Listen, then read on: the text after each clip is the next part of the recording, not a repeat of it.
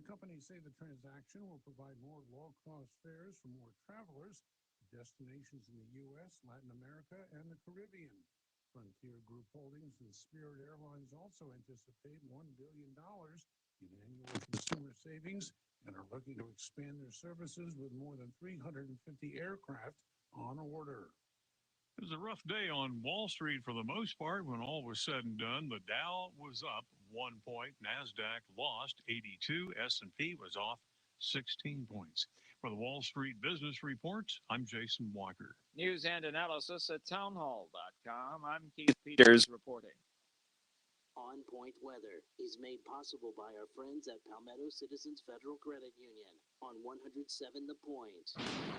And here's your Monday afternoon forecast. Break out the umbrella. You'll need it on and off throughout the day. Better bring a jacket, too. Cold and wet with high of just 45. Tonight, chilly with a low of 35. Tomorrow, it'll be nicer with morning clouds clearing and the sun showing up for lunch. High hit 57. Climbing temps the rest of the week. I'm Brian Leonard with your On Point local weather. WQXL Columbia, W264DF. From the Bart Fireside Studio, the solution for keeping you warm this winter. This is 107 The Point. Ooh, I like when you press that one.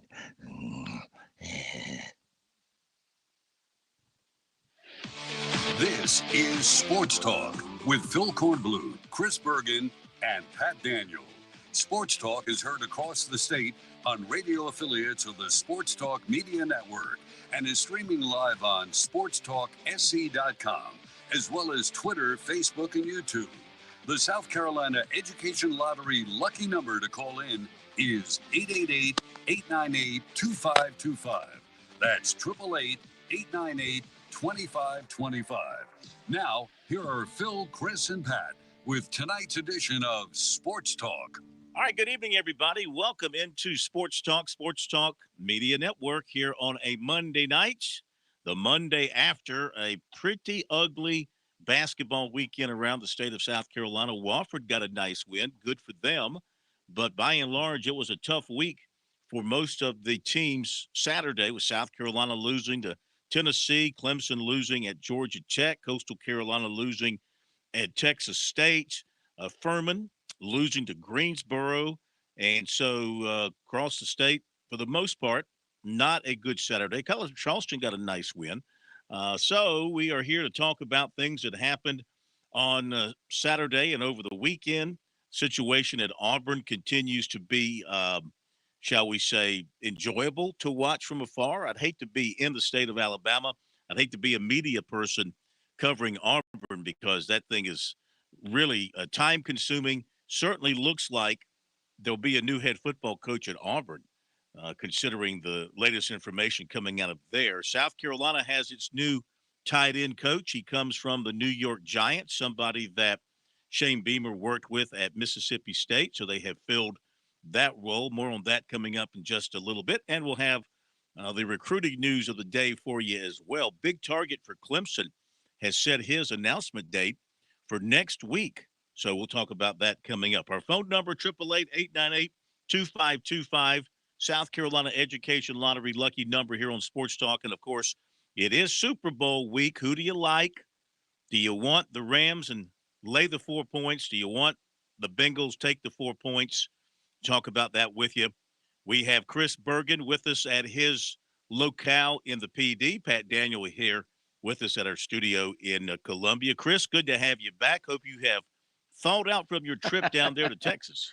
Never would have thought that would be the case, right, Phil? We were in a portion of Texas where the normal average high in early February is in the mid-60s. It never got out of the low 30s the entire time we were between Arlington and down to San Marcos. So good to be back home. Certainly had a long day of travel yesterday, but refreshed and ready to go. And this weekend just proves why those of us who love college basketball in South Carolina can't have nice things.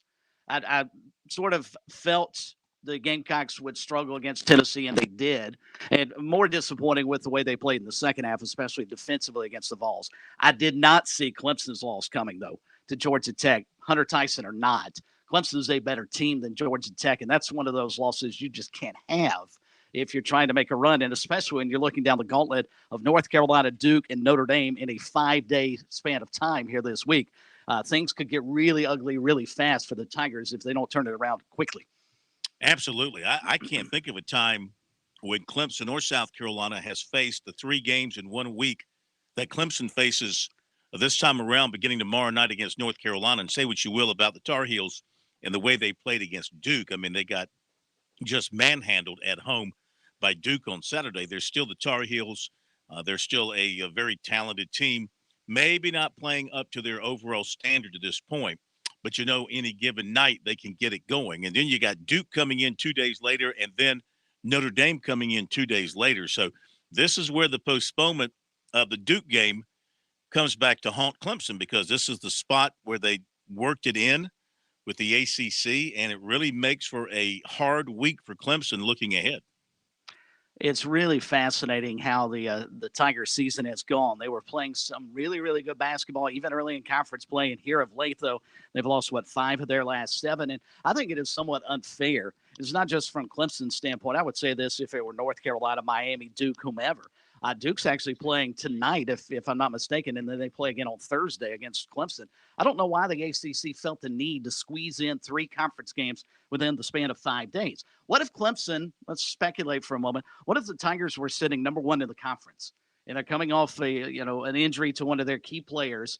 Wouldn't you want to protect one of your teams? And I guess that maybe speaks to the history of Clemson, and the ACC didn't believe they would be in this position. But I can't imagine they would put teams like Duke and North Carolina in a scenario where they play 3 games in 5 days. This is an NBA schedule, and college kids aren't set up to be able to handle that. 2 over a weekend is tough to do, where you play like the Sun Belt does with Coastal. They play a Thursday and a Saturday. Those kids aren't ready to go and play again on Monday. It's a lot of work. And Brad Brownell brought this up earlier today when he was asked about it during the ACC media call. He said the key factor this week is just making sure we can empty our tank, his words, empty our tank to win a game. They can't do much at practice because you're coming off Saturday's game. So you had to practice probably today for sure. I doubt they did much yesterday after the game and getting back from Georgia Tech. So you had to practice today to get ready for tomorrow. And then you come off North Carolina. How do you prepare for Duke in one day when you really can't do a whole lot physically, knowing that you've got another game in 48 hours? It's a bad setup. It really is. It's practically impossible. And you're down Hunter Tyson, and you've got P.J. Hall playing on a bum foot. So those things, how much practice can you get out of those guys, and how hard can they go without Tyson and Hall? How hard can he go in a 3-game week already working on a bad foot and not able to practice a whole lot, I would imagine. So I would definitely say the cards are stacked against the Tigers going into this week. As for the Gamecocks, this was a 2-game home set for them, Tennessee Saturday and Kentucky tomorrow night, which was a golden opportunity for South Carolina to make a statement on this season.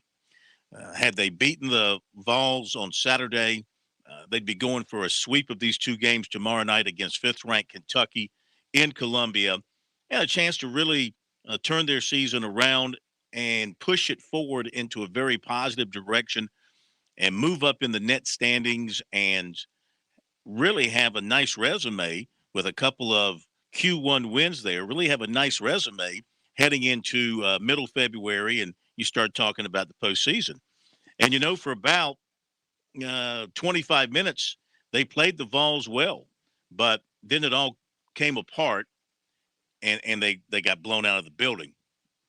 They could not stop Tennessee's long-range shooting, didn't get around the screens well, and that's just one of the issues on defense. Tennessee was just locked in. They just had one of those games where they were just locked in the second half. They hit 14 threes on the game, and you might say, wow, that's incredible. That's not even a high mark on the season for them. I mean, they're an excellent three-point shooting team, and they got it going against the Gamecocks in the second half, and South Carolina could ill afford to get into a shootout with Tennessee, and they could not compete. It came down, everything turned off of turnovers. Tennessee scored, the South Carolina's got the basketball, and they turned it over, and Tennessee hit a three. South Carolina's got the basketball, turned it over, and the same guy, the little guard, hit another three. Back-to-back threes, took a 3-point lead to 9 points, and it was off to the races for Tennessee pretty much at that point. And a good number of Tennessee fans in the stands on Saturday, maybe the best crowd of the year for the South Carolina men. It was an enthusiastic crowd. They were behind their team while the team was being very competitive.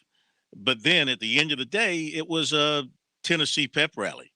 And so now you've got Kentucky, which now is playing its best basketball, and they're playing great defense. They're coming off a impressive road win at Alabama, tough place to go in and win. And they took care of business there. Now they're coming to Columbia. Of course, you know they've got all kinds of talent. They're ranked number 5 in the country this week. And, you know, you got a South Carolina team, according to Frank Martin, when things start going bad, the players start hanging their heads. And that leads to these big runs against them. Players lose all their focus and their confidence. And, you know, he's running players in and out of off the bench, trying to get something to happen in a positive direction. But, you know, it just didn't click for them. And they are dealing with, well, they didn't have Woodley, because he has just come back from being away for the birth of his daughter. So he wasn't available.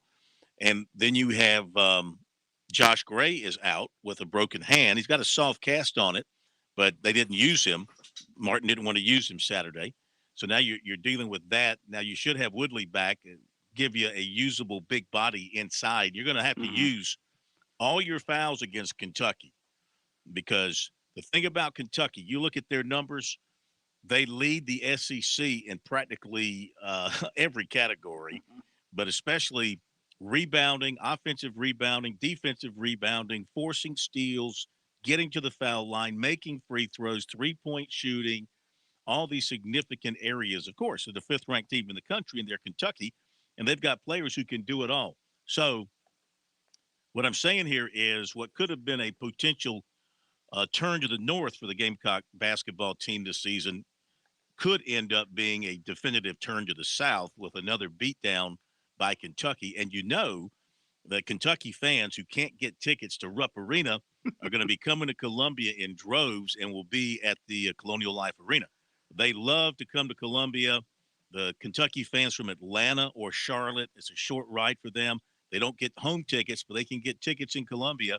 They'll be there in mass, and I've seen it before. Even though the Gamecocks have won the last 2 games against Kentucky in Columbia, they have done that.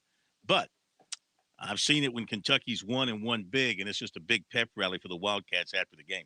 No doubt, and they do a terrific job. They travel. They're like a football fan base. They travel extremely well, and you're right. When they can't get to Rupp because they can't get tickets there, they find all the other schools where they can get tickets. And unfortunately, South Carolina is one of those schools where Gamecock fans don't gobble up all the tickets, so Kentucky fans can get them in a hurry.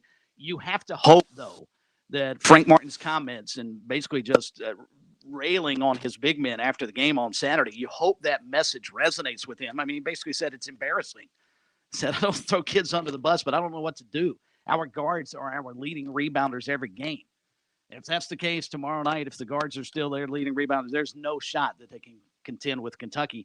And then you look back to the Tennessee game, Phil, and it's another one of those circumstances where you see a South Carolina kid come in playing for another school outside the state in Tennessee, and Josiah Jordan James, and he just dominates the ball game. At 20.6 rebounds. Here's a kid that's from Charleston, played at Porter Gaud, and somehow Clemson, South Carolina either didn't recruit him heavily or he just fell through the cracks, and he plays 36 minutes in his homecoming. He's the best player on the floor. Yeah. Well, they did recruit him. In fact, Clemson was one of his official visits. He did not put South Carolina on his official visit list. The key there in that recruiting was Rick Barnes was like his first offer at Tennessee. As soon as Tennessee got Rick Barnes, I think the first thing Rick Barnes did was offer this kid. He had been to camps with Rick Barnes, or they had a prior connection somewhere in the basketball world, and Tennessee was like his dream school. So when that happened, when Barnes went there and they offered him, that was pretty much Katie bar the door. Yeah, you're right, though. Just another outstanding prospect from the state of South Carolina who has left the state and has come back to, to bite one of the schools. In this case, it was South Carolina this time. So we set the stage for your phone calls, your thoughts about what's happening in the basketball world here in South Carolina. We'll talk about the Super Bowl and give you some recruiting news as well coming up. Phone number 888-898-2525, South Carolina Education Lottery lucky number. And we'll be back here on Sports Talk.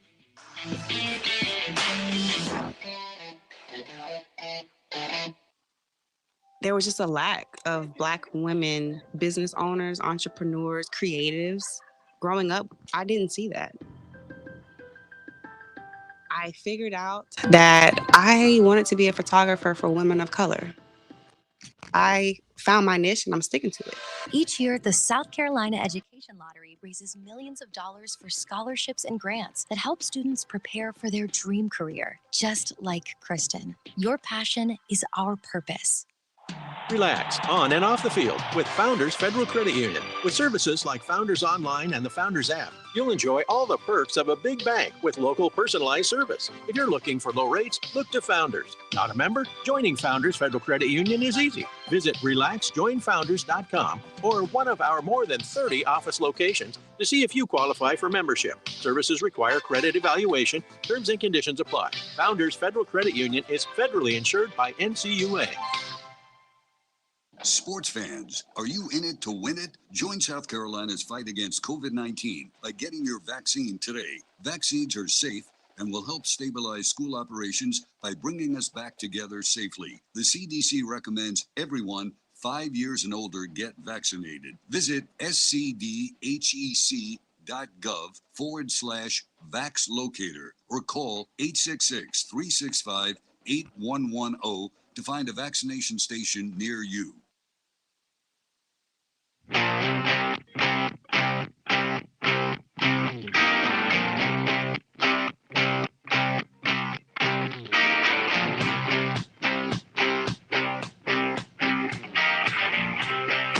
right, Sports Talk here on the Monday after big weekend here in South Carolina and around the Southeast and around the country.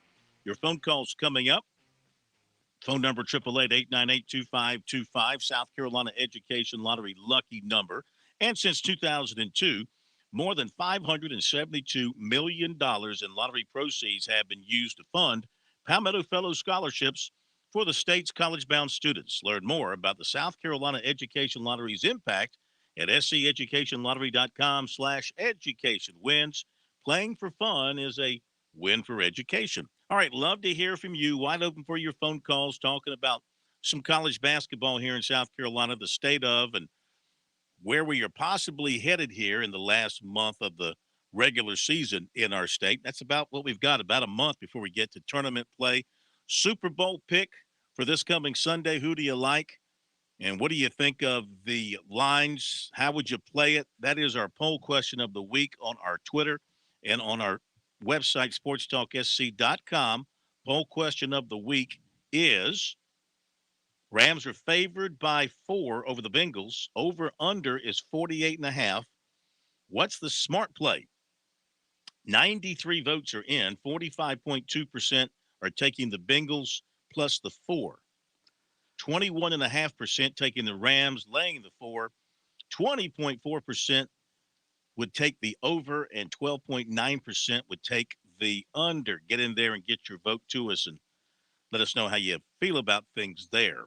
Phil, was that Rams favored by 4 the opening line? Because I'm surprised it's an even number, because you could get 24-20 as your final score and nobody wins. I'm kind of surprised that the Super Bowl and the Las Vegas folks would set a line that wasn't 4.5 or 5.5 or whatever the case may be. Yeah, opening line was 3.5. 3.5. But I checked it last night before I did the poll question, and it said 4. 4. Mm-hmm.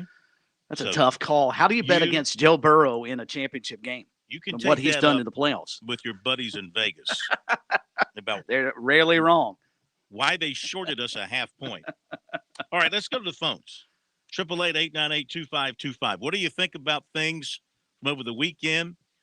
If you've been following the situation with Brian Harsin at Auburn, the way he has been dangling in the wind over the weekend, boy, what a vacation he must have had.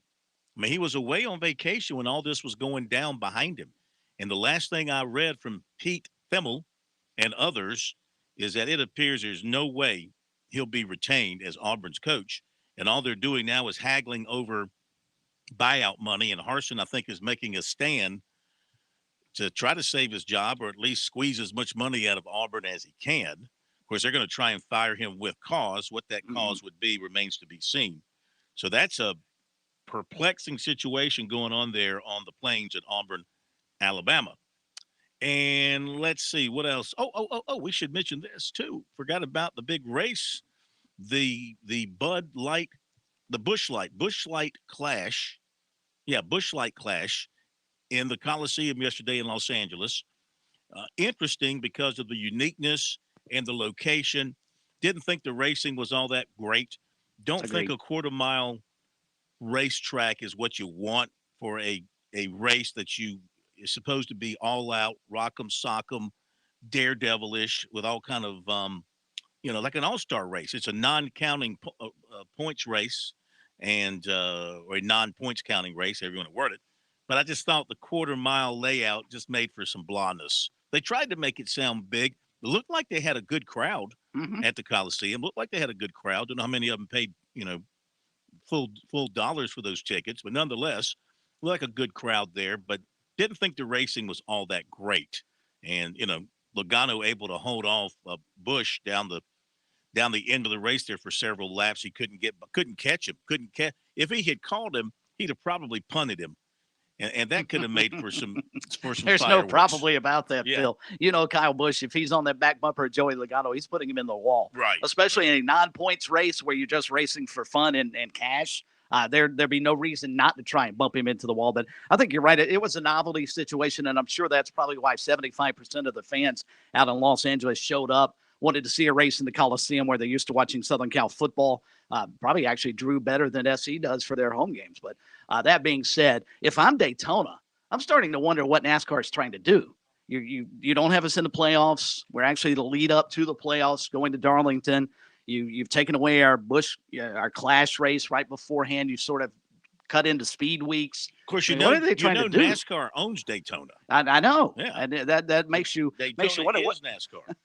Is Chip Weil in trouble down there? The former president at Darlington. What has he done to upset the NASCAR racing gods at Daytona? And the last thing to throw on the menu tonight, I didn't watch 1 second of the Pro Bowl, but I saw nothing but harsh criticism about what they were doing. I have no idea what they were doing. Pat, did you watch the Pro Bowl yesterday? It sounded like they weren't even playing football. I saw a lot of comments from people saying, if this is football, I don't want to have anything to do with it. I don't know what they were doing. Throughout a majority of the first quarter, especially the first couple of drives of the game, both teams were seemingly playing two-hand touch. You would see receivers catch the ball on the outside and defenders just kind of wrap them up and then let them go, and they would drop the ball and return to the huddle. And same thing in the backfield. You would see defenders, once they got one or two hands onto the quarterback, they were blowing the play dead. So you just saw even the announcers were kind of making fun of it as they went. Deion Sanders especially was very outspoken against it, saying prime time's always going to be prime time, whether it's in the regular season or a Pro Bowl. I loved it. But what these guys were saying. That's the pot calling the kettle black. If Deion Sanders ever made a tackle, it'd be a first time in his NFL career. He was a great cover corner, but him actually tackling people. But Phil, here's the bottom line, guys. No all-star game is worth watching with the exception of Major League Baseball. Yeah. Because the Major League Baseball all-star game is the only one where they actually play the game. The NBA and the NHL all-star is to see how many points they can put up on the boards. And certainly, as Pat pointed out, the Pro Bowl yesterday was to make sure nobody got hurt. That's the bottom line for that game. So the only one worth watching is the Midsummer Classic. No, I agree. That's the closest thing you got to a real game, though. They do take some liberties with some things as well. Let's go to Keith and Camden, get the calls rolling, and we'll take phone calls throughout the rest of the program. So go ahead. If you can't get through, be patient. The line will open up shortly. And Keith, you're up first. Welcome in. Hey, Phil, Chris, Pat. I hope y'all doing well. Yes, sir. Doing great. A couple of weeks ago, I made the comment talking about men's basketball that I felt like, 15-15 is where we would end up. And, I'm struggling. I mean, darn if you do, darn if you don't. You look at the last 5 years, and it's just been a mixed bag of nothing. But then I think, well, if we move forward and get someone else, we're just starting over. But basically, that's what we've been doing the last 5 years. I mean, what do you think? What do you think the powers that be are thinking? I mean, it's just not working. And I want it to work, but I don't.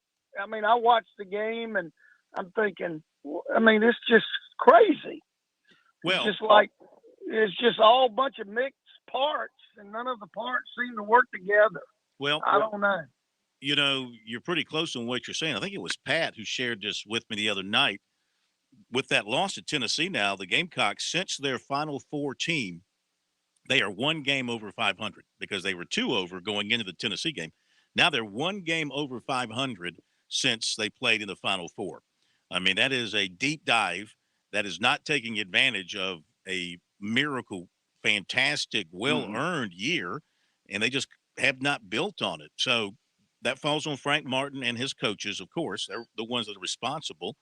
You have to look at the recruiting. You have to look at those who have departed. You have to look at decisions that are made on personnel and try and figure out why they haven't put together a more consistent group and a more consistent product over the years.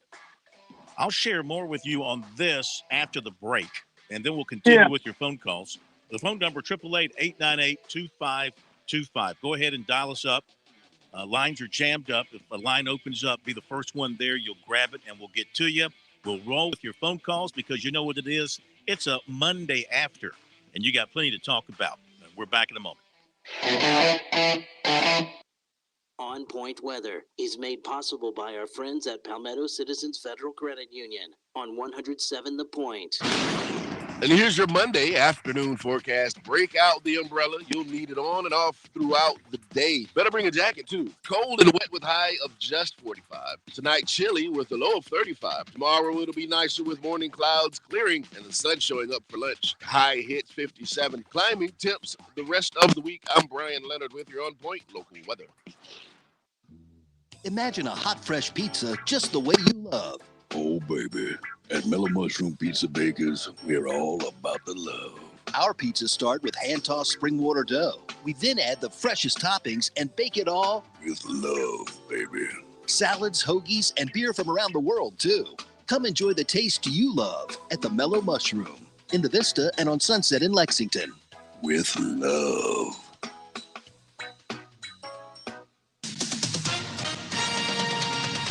With SRN News, I'm Keith Peters reporting. The U.S. Air Force has been ordered to pay more than $230 million in damages to survivors and victims' families for a deadly shooting at a Texas church. The ruling comes from a Texas federal judge who earlier decided that the Air Force was liable for the massacre carried out by a former serviceman. More than 24 people were killed in the 2017 attack at Sutherland Springs when Devin Patrick Kelly opened fire during a Sunday service. A lawsuit alleges that the Air Force might have prevented the deaths by flagging Kelly's prior assault conviction, preventing him from legally buying the weapon used in the shooting. A mixed day on Wall Street as the Dow was up by 1 point, the Nasdaq dropping 82, the S&P 500 lower by 16, oil down 99 cents to 91.32 a barrel. This is SRN News.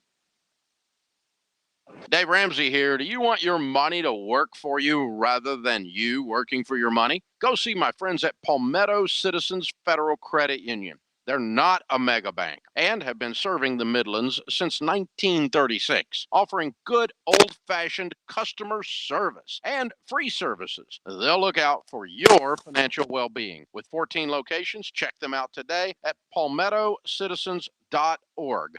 Federally insured by the NCUA.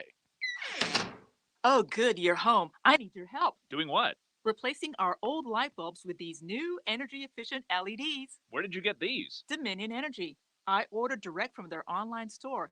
LEDs for every room, all at huge discounts. Oh, really? Yes, really. And my 15-bulb order got us free shipping. Sounds too good to be true. See for yourself at DominionEnergySC.com. Where? DominionEnergySC.com. Certain restrictions apply. Hey, Taylor, the new year's here. And the calendar is filling up fast. The Southeastern Wildlife Expo comes to Charleston in February. If you like fine art, good food, and dogs, this one's for you. Then the Bassmaster Classic is here the first weekend in March. 55 anglers will fish on Lake Hartwell, while the Classic Expo and weigh-ins will be in Greenville. The Pomona Sportsman's Classic at the end of March and the U.S. Air Force Thunderbirds in April are also events you do not want to miss. That's a start, but there's more. So tune in to Woods and Water, South Carolina every Saturday afternoon here on our home in the Midlands, 100.7 The Point.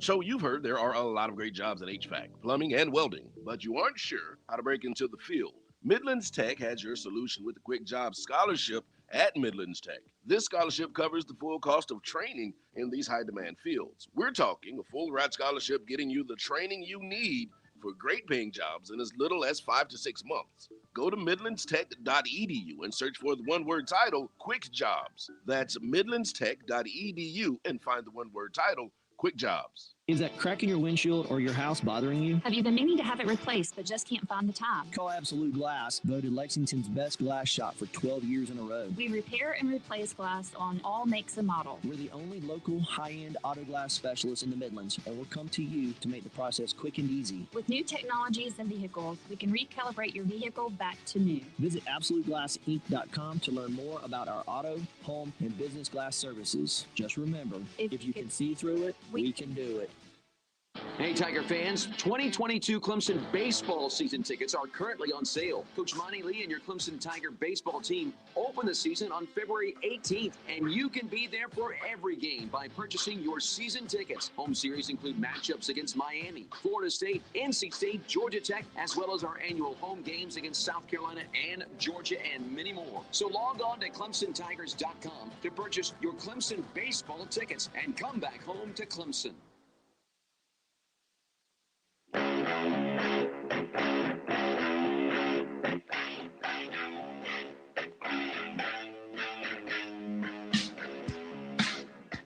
Monday edition of Sports Talk, Sports Talk Media Network. It is the Monday after, and we welcome you into the program. Monday after, and it's a good time to gripe, or it's a good time to revel in your team's victory, if you happen to have gotten one over the weekend. 888-898-2525, South Carolina Education Lottery, lucky number here on Sports Talk. Sports Talk, of course, your final word in sports every night here in South Carolina as you're heading home from work, and there's thousands of you heading home from work all across the state. We're glad to have you with us, whether you tuned over to us or you just jumped in the car, you're picking us up for the first time today. It's good to have you with us. I'd like to call Sports Talk. I have a new name for us now, guys. Oh, we are South Carolina's sports influencer. I like that. Yeah, I took that off of somebody on on Twitter. Somebody's identification said they were this, they were that, and they are an Instagram influencer. So I said that's kind of neat. Now we're a sports influencer. We are South Carolina's sports influencer. How about that? I like it. Speaking of influence, did you happen to see what occurred during the Miami-Virginia basketball game over the weekend? I did not. We were complaining and bemoaning the fact that Clemson only shot one free throw in its loss at Duke a week or so ago. Miami did not attempt a free throw in the game against Virginia. Really? It's the only time that has happened in an ACC game. And the only other time it happened, ironically enough, was with Virginia against Wisconsin back in 2017. I'm beginning to wonder if the ACC has sent down somewhat of an edict to its referees and said, how about let them play a little bit more? Let's not have a parade to the free throw line. And if that's the case, I applaud the ACC. I think that's a great decision on their part because none of us want to go watch teams shoot free throws. The question is, how many free throws did Virginia shoot? 3, if I'm not mistaken. Oh, so they didn't blow the whistle either way. They were 3 of 3. And Miami did not shoot a free throw. Interesting. I can guarantee you that wasn't the case in Atlanta or Columbia on Saturday. No. There were plenty of foul shooting to go around. Let's get back to the phones, 888-898-2525. Oh, let me just say one more thing to answer previous caller. So he was talking about what the powers that be might be thinking at South Carolina about the basketball program. And I did get a text message from somebody who got a text message from a board member Now, this is just a board member, but obviously it was not a pleasant text message. It was not a positive text message. And, is that what the powers that be are thinking in South Carolina? Well, there were many of them who were thinking that this time, about this time, a little later, last year. And we know what happened there. So we might just be right back where we were the same time last year come the end of March or the middle of March. And we'll see what happens. South Carolina restructured Martin's contract last year to try to save them some money if they got back in this same situation they were in last year and thinking about making a change. Well, they had decided to make a change, and then it got shot down by more powerful people, I guess, the influencers with the money over in the State House. But this time around, if you're looking at the same kind of situation, I couldn't see any pulling back this time if it gets to that. And Phil, I believe Keith's comments sort of echo what 90% of the USC fan base is probably feeling. And I don't want to put words in their mouths, but I think most folks really like Frank Martin, but he's just not getting it done here of late. And I think that's the quagmire that you're in if you're a USC fan. You want the basketball team to be successful. You want it to at least be certainly on par, but certainly within striking distance of the women's team. And I think Keith probably summed it up perfectly. Most Gamecock fans love Frank Martin. They just don't love the results that they've gotten here the last several years. Yeah, I mean, look, let's just be honest. I mean, Frank Martin's done some good things at South Carolina. Did a great thing when he got him to a Final Four, but that's been their only NCAA tournament appearance. Even if you chop off the first 2 years, okay, you're rebuilding and forget about the year when there was no tournament. That's still a pretty good run of no postseason for South Carolina. And he's got to do better. He's paid a lot of money, and he's got to do better. He has not recruited the state of South Carolina well at all his entire tenure, with the exception of a player here or there, the Dozier, the Thornwell, the Mackey. You can pretty much count them on two hands over 10 years. How many, really top flight in-state players have gone to South Carolina? There's just been a disconnect, an inability to attract the in-state big-time player. And now, of course, they're pinning their hopes on G.G. Jackson, who, of course, where was he on Saturday? He was in Chapel Hill. Of course. So, and who would blame him? And I mean, even though the team he was there who invited him there got hammered, he also was strongly considering Duke, and he's been to Duke for an official visit. Supposed to visit South Carolina now in a couple of weeks. He's supposed to come in for the LSU game, and that's also the weekend when they have their reunion, of former players. Which, I don't know what they do over the weekend. I'm sure it's a nice event, but the presentation during the game is awful. I mean, it's just they don't even identify the players who are there. They just walk them out there. You hadn't been there for that because you're at Coastal, but all they do is they walk them out in a line and let them walk out on the court for about 30 seconds, and then they leave the court. There's no identification of any of the players individually. It says, let's welcome home the South Carolina basketball legends or whatever. They come walking out. The fans who are still in the stands cheer, and they walk off the court.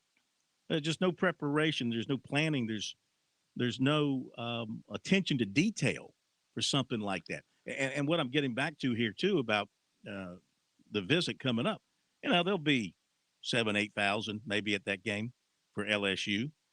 And, you compare that to and the atmosphere will be, pretty blah. You compare that to what you get when you go to Durham or you go to Chapel Hill or you go now to Auburn or you go to one of the hotbed places. It's totally different. Now, a kid like that who's homegrown and maybe has a desire to stay close to home, he might see himself as the savior of the program.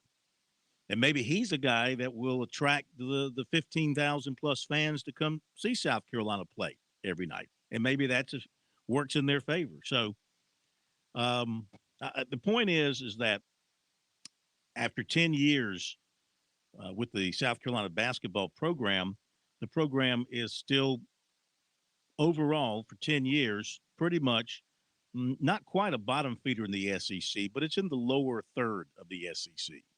Mm-hmm. And I think you obviously want more than that.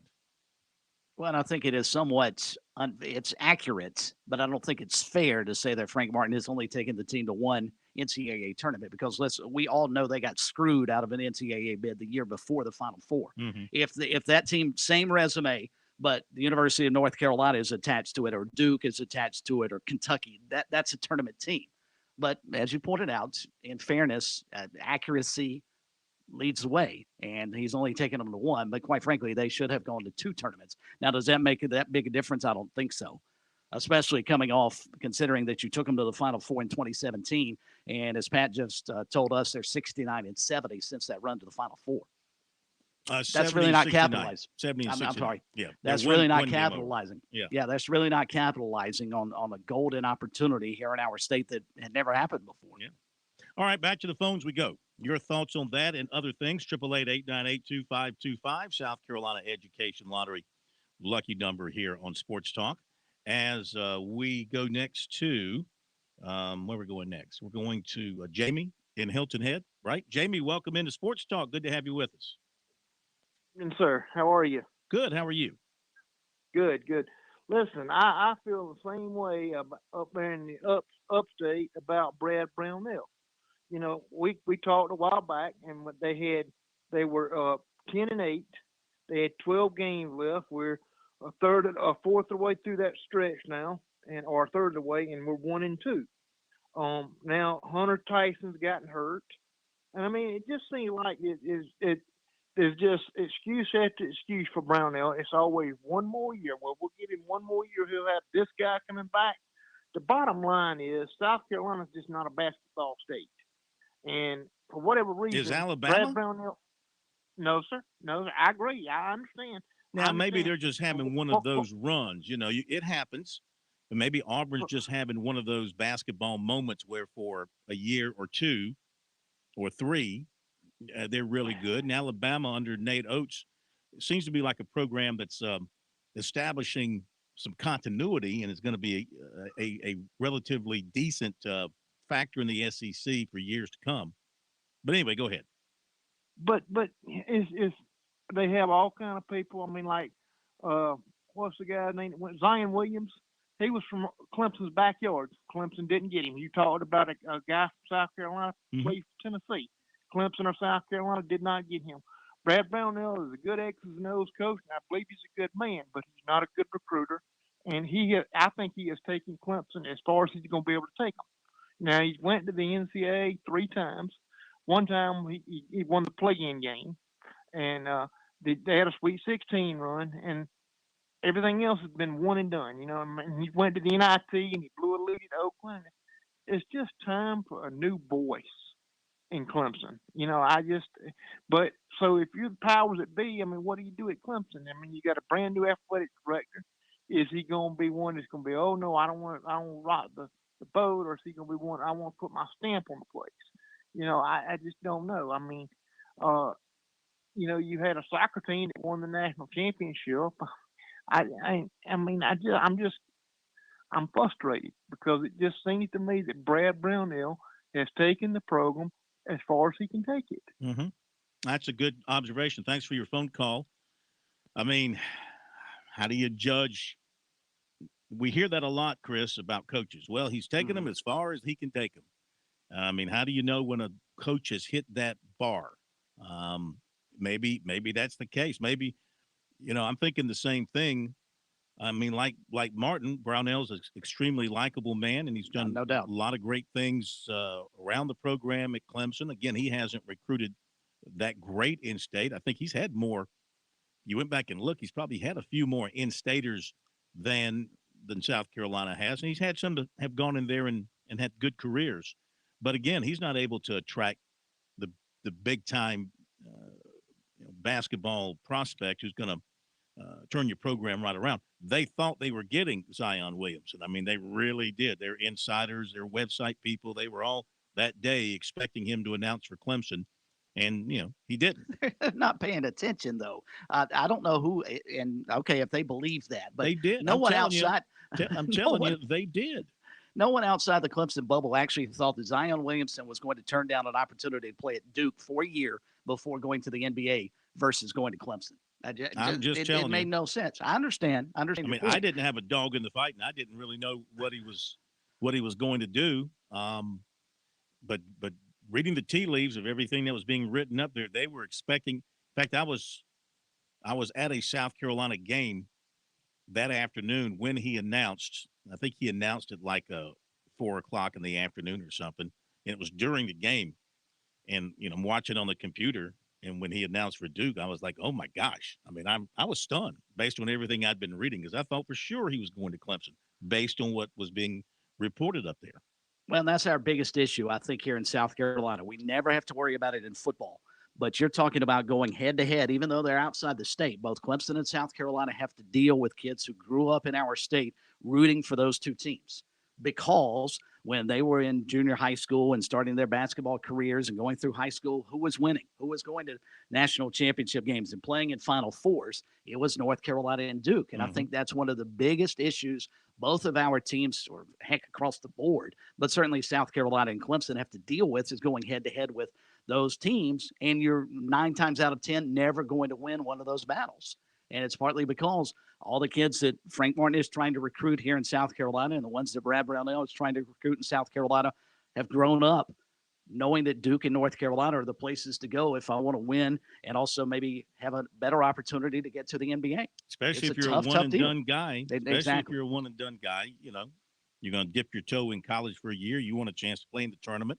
South Carolina and Clemson can't sit there and sell that to a kid, and they can say, well, you come play for us and we'll get to it. But kids want to play where they've got other ballers want to play with ballers, and that's what attracts them, player after player, to the great programs. And we'll continue with your phone calls after the break. 888-898-2525. Couple lines have come open. If you want to fill them, we'll get to you in a moment. Touchstone Energy cooperative members save more on electricity, and members save more on insurance, groceries, healthcare, restaurants, travel, concerts, and sporting events through Co-op Connections. Touchstone Energy is an alliance of the member-owned electric cooperatives, and as a member, the power is yours. Experience the power of co-op membership with Touchstone Energy and find out how much you can save on electricity and a whole lot more at touchstoneenergy.com. Stay tuned. More Sports Talk is coming up on the Sports Talk Media Network. I'll never forget the day I decided to go out for the football team. Mr. Banks, the JV football coach and my history teacher, asked me to stay after class. I thought I was in trouble. He said, "Hey, Darius, have you thought about going out for football? I think you'd be great." Fact is, I never played football. Fact is, I never had anyone tell me I'd be great at something. So, with no experience at all, I signed up. And a week later, I padded up and was running drills on the field. I never was great, but playing high school sports was one of the greatest experiences of my life. I was accepted by my teammates, and I learned that when someone believes in you, you can believe in yourself. Encourage a student you know to take part in a high school sport. This message presented by the SCHSL and the South Carolina Athletic Administrators Association.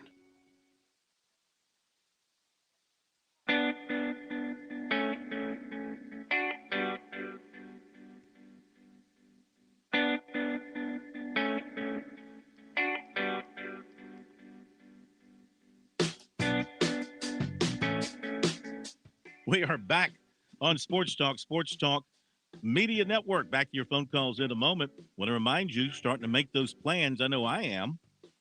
I know Pat is. I know Chris is. Starting to make those plans for summer vacation. Right, Pat?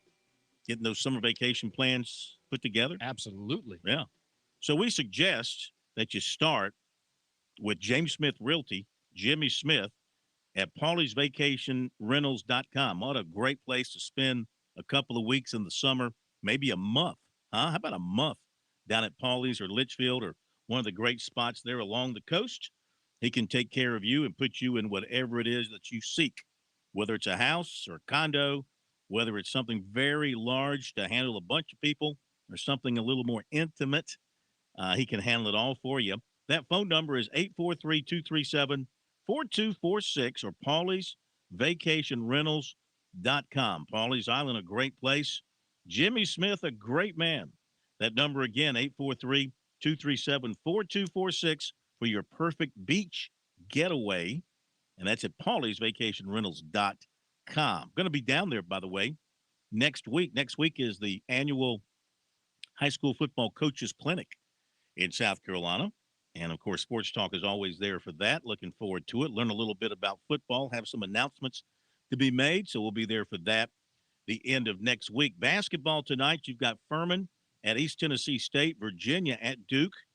Chris mentioned that the Dukies are playing again tonight. Presbyterian at Hampton, Pittsburgh at Virginia Tech, and Toccoa Falls at Charleston Southern, North Carolina Central at South Carolina State. Yeah, I think we could start for Toccoa Falls. I think that's a team we could make. Toccoa Falls. Their athletic budget, though, for men's basketball should be tremendous because they play a bunch of Division I programs, and my guess is not just for Chick-fil-A after the game. Yeah. Now, I don't think they fly. I think they probably van to the games.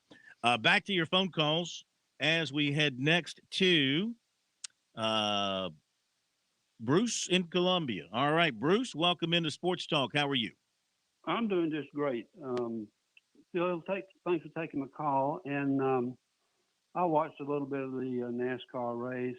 There wasn't enough dirt, and they could have gone on there was the no dirt. I thought there was going to be dirt, but there was no dirt. They could have gone with go-karts. Uh-huh. Super go-karts, and that would have been a little more exciting. I turned the channel after maybe 3 races, and just that was it. And then the fouling on the basketball games. What you're going to end up with is arena basketball, college basketball. That's what you're going to end up with. Mm-hmm. It's another change of the game, same as I've been talking about before. They're changing the game, and it's not going to be worth watching later on. Give it 2 years like that, and it's going to completely change the game. People are going to be laying on the floor hurt. You're saying the game has gotten too physical? No, I'm saying it has gotten too physical. What I'm saying, and the foul shot stop some of that. But yeah, this is really, really too physical right now. They're not calling enough fouls. Even with all the perimeter game and all the three-point shooting and not much of a post presence and post play, you still see too much physicality out there? Oh, yeah. Yeah. It always has. I mean, it's been that a long time ago. but that's, again, another change. They're screwing up with the entity of the game, the way the game was supposed to be played. Now, you talking about Deion Sanders making a tackle? I got to see, him trying to tackle, I'm trying to think of his name right now. and he just shoved him off. I can't think of his name right now. Played for Auburn. Bo Jackson. Bo Jackson. Yeah, Mm-hmm. Bo Jackson. Well, who would want to tackle Bo Nobody Jackson? tackled Bo. Going for a touchdown, and I think he was like 4 or 5 yards away from the goal. And he tried to tackle him, and he just bounced right off of him. And it was just ridiculous. Yeah, I think that people, though he was a Hall of Famer, Deion wasn't known for his tackling skills or his physical approach to playing corner. His thing was interceptions and the return game. And there was none better at coverage, interceptions, returning punts, and kickoffs. Let's face it, he was fantastic in that category. All right, thank you very much. Appreciate the call, 888-898-2525. We stay on the phone calls as we head to Tiger Bryan over in Lancaster. Tiger Bryan, welcome into Sports Talk. How are you? Man, I have a couple comments. I mean, this guy that called earlier about South Carolina ain't no basketball. They don't understand South Carolina. Between Clemson and South Carolina, we've had national championships football, soccer for Clemson. Hey, basketball for the girls at South Carolina, baseball national championship, and he's worrying about basketball. Come on now.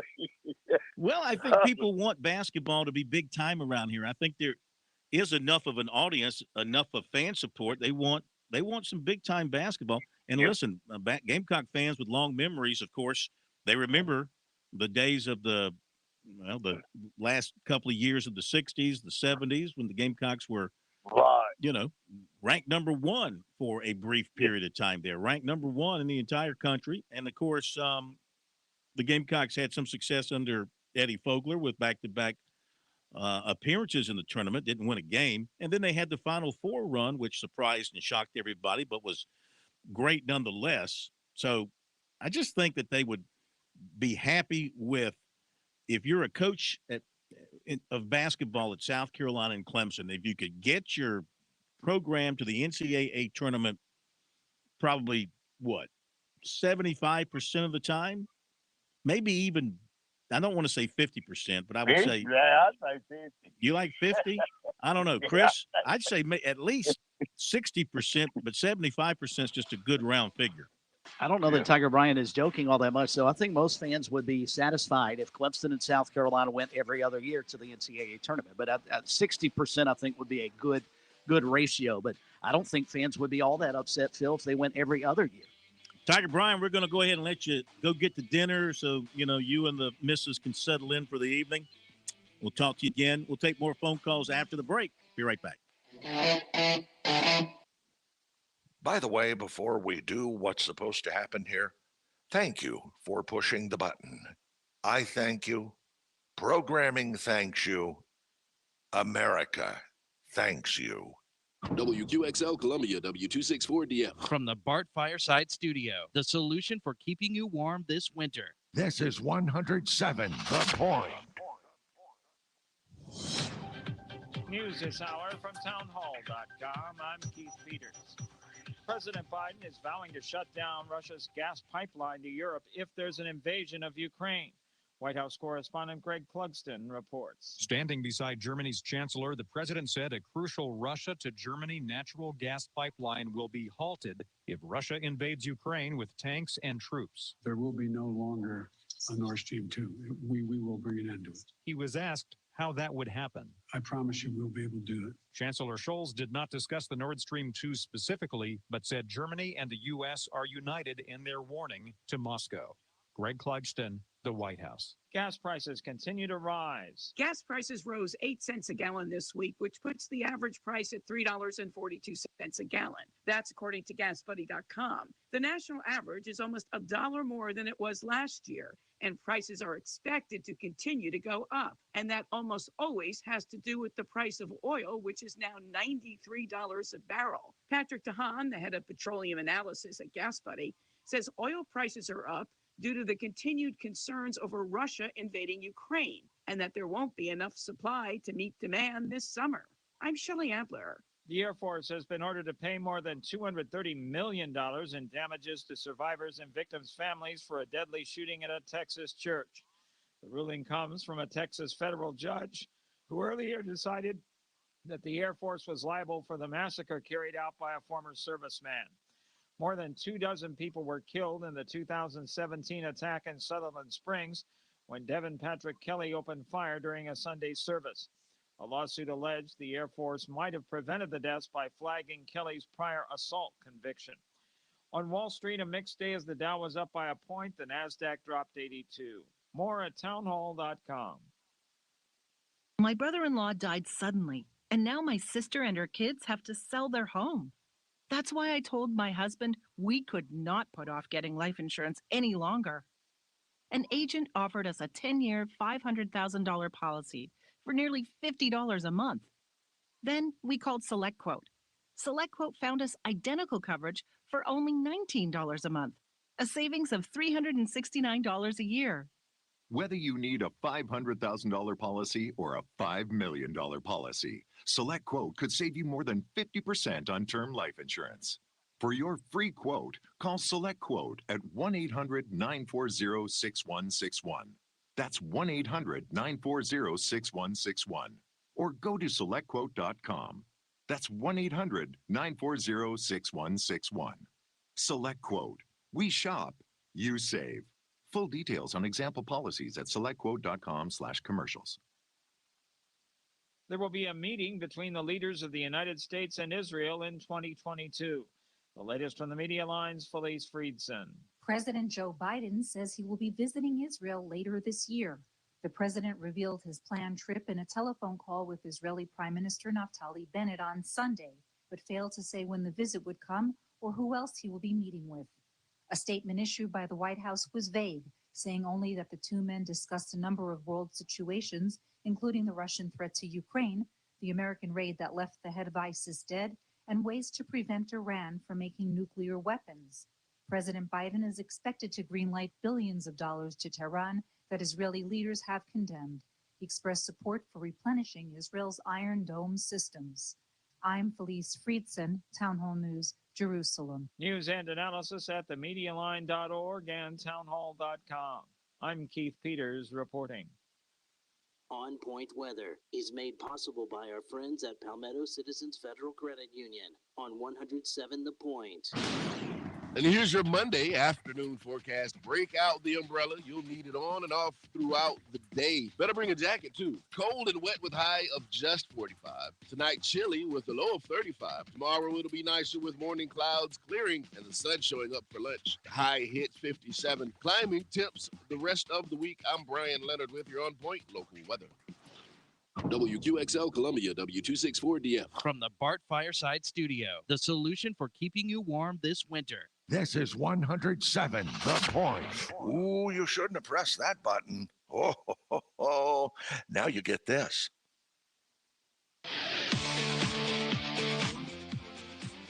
Welcome back to Sports Talk on the Sports Talk Media Network. You can reach the guys with the South Carolina Education Lottery lucky number, 888-898-2525. That's 888-898-2525. Now back to Phil, Chris, and Pat with the second hour of Sports Talk on the Sports Talk Media Network. Okay, we're back with you, Sports Talk, on this Monday after, 888-898-2525. The phone number, South Carolina Education Lottery lucky number. You know, the one thing we haven't gotten a chance to talk about tonight, and shame on me for not bringing it up, but South Carolina apparently about to hire their new tight ends coach. It was reported today by Matt Zenitz from, On 3 Sports, I believe. And then it was further reported by USC websites that the new guy is going to be a former coach with the New York Giants, Jody Wright. And he and Shane Beamer knew each other when they were at Mississippi State, going back to the 2005-2006 period of time when he was the director of football operations and under Sylvester Croom. Or actually, let me back that up. Let's see. Beamer was director of football operations under Croom, and Judge was a graduate assistant in Starkville during that time. He's worked for Bill Clark at UAB. He was director of player personnel at Alabama under Nick Saban. So he's got some big-time background to his coaching career, and most recently with the NFL. So, which might just go hand in hand, Chris, with what Shane Beamer is doing offensively with Marcus Satterfield and his NFL background, his NFL acumen, his NFL approach to the offense. And now you bring in another guy fresh off an NFL experience to coach your tight ends. Wasn't there somebody else that I saw late last week? And obviously I was out of the loop a good bit out in Texas, but if I'm not mistaken, was there somebody else in the mix that folks were excited he might get Tim the job? Brewster. Tim Brewster was the guy who I kind of thought would be a perfect fit at South Carolina. He's a former Florida ties, correct? Florida ties, North Carolina ties to recruiting this state. I mean, he checked all the boxes from an outsider's standpoint, but maybe Beamer wanted to go a little bit younger with it. Maybe he wanted that NFL influence.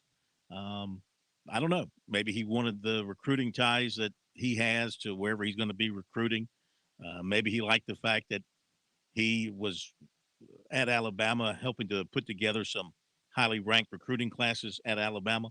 Who knows what he was looking at? But he hit this appear. Now, South Carolina hasn't announced it, but this is what's being, of course, reported and confirmed, I guess, by their own sources. But that makes the Gamecock staff whole again with Jody Wright on the way to be the new tight ends coach with the Gamecocks.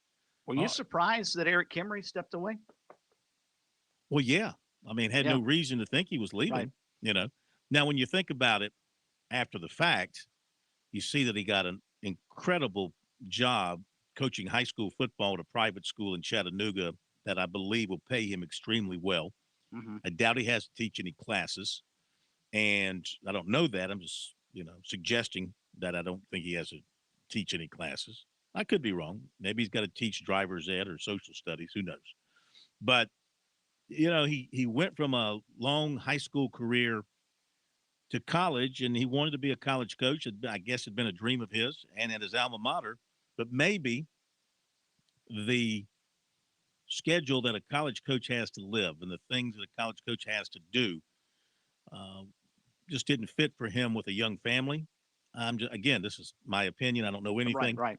I'm just thinking maybe it just didn't fit the schedule, being gone so much, having to travel for extended periods in recruiting and not being home with the family, things that he was used to doing when he was at Hammond. And, he probably lived, 10 minutes away, if that far from the school, I guess. So maybe that was part of it, and the chance to go work for his former headmaster, who's the headmaster there at Baylor, and get a big check, and be at a prestigious high school. Maybe high school's just where he wants to be now after getting a taste of college.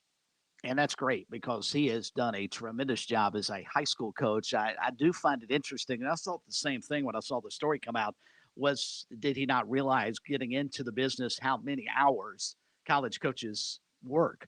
But then I thought on the flip side, well, you played college football. You should have at least some idea. When you showed up first thing in the morning to start watching film, your position coach was already there. You knew the head coach was already there. And by the time you left after practice, after you showered and whatever the case may be, you were leaving to go back to your dorm, and the coaches were still there. I would have thought if that were the only thing, that shouldn't have really surprised him, I wouldn't think. No, I would agree. I mean, like you said, he was a college player himself. Yes, sir, Pat. Just wanted to add, I'm not sure if you guys watched Eric Kimry's introductory press conference at the new high school he'll be coaching at Baylor or read the transcript. But one thing that kind of jumped out to me, I'm curious how long he's got plans to stay there. His quote was, "Baylor School is the place between two dreams, and we are incredibly excited to now be a part of Baylor and to live in Chattanooga." Between two dreams, I mean, I take that as he had a dream to coach at his alma mater, South Carolina, and maybe has a dream to be a bigger part of a program somewhere else back in college. So I'm just curious if Baylor is nothing more than an in-between, and I'll be curious to see how long he and his family end up staying at Baylor. Interesting point. All right, back to the phones we go. 888-898-2525. Recruiting is coming up for you. Just a few minutes. Stay tuned for that as we go to Ron, who is up near the Greenville-Spartanburg jetports, flying out somewhere internationally. Ron, welcome in. Well, I appreciate you taking my call. Yes, I'm sir. glad I got to hear you. Yes. I love a caller-driven show. Thank you. I'm going to make two comments, and then I'm going to want you to reply to my third one, okay? Sure. First off, I think the South Carolina football team and coaching staff did a phenomenal job this year, and I think they really should get the support of the South Carolina Gamecock fans. They really, really did well. They had a 5-1 span. They beat some good teams on the road, and I think they can do it. I think they've got a good coaching staff. Secondly, I don't understand why the South Carolina people are not united behind this phenomenal, and I mean phenomenal, South Carolina Gamecock women's basketball program. I mean, the entire coaching staff, Dawn is just incredible, and she's got a national powerhouse. And I can remember Tennessee selling out 24,000 seats And South Carolina's not quite doing that. And I think the people need to get behind that women's basketball program because they are doing just a phenomenal job. And I don't know if people know how well they are really, really doing. My third statement is I'd like to have a comment from you. Sure. Because I firmly believe that if Auburn was in the ACC or the Big East or had a better non-conference schedule with more difficult teams, they were playing Vanderbilt, they were playing some of these teams, Marquette, along the way, that if they were in the Big East or the ACC, I don't think they would win. I think they'd be about top 10. I think they're going to go to Sweet 16, maybe top 8, possibly if they have a good game in the 16 match. But I don't think they're a number one team. I firmly believe Duke is.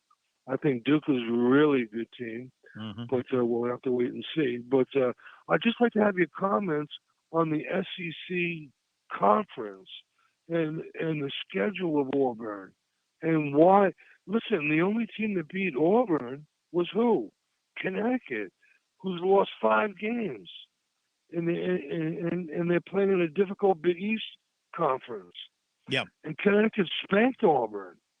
So let me hear what you have to say about the SEC, or if they play in the ACC, what would Auburn's record be? And I'd be interested to hear that. Well, thank you so much for calling, and please keep in touch. Great hearing from you up there in the upstate. Well, first of all, you touched on a number of different things. Let's go back to the USC women. And, I've been to a few games.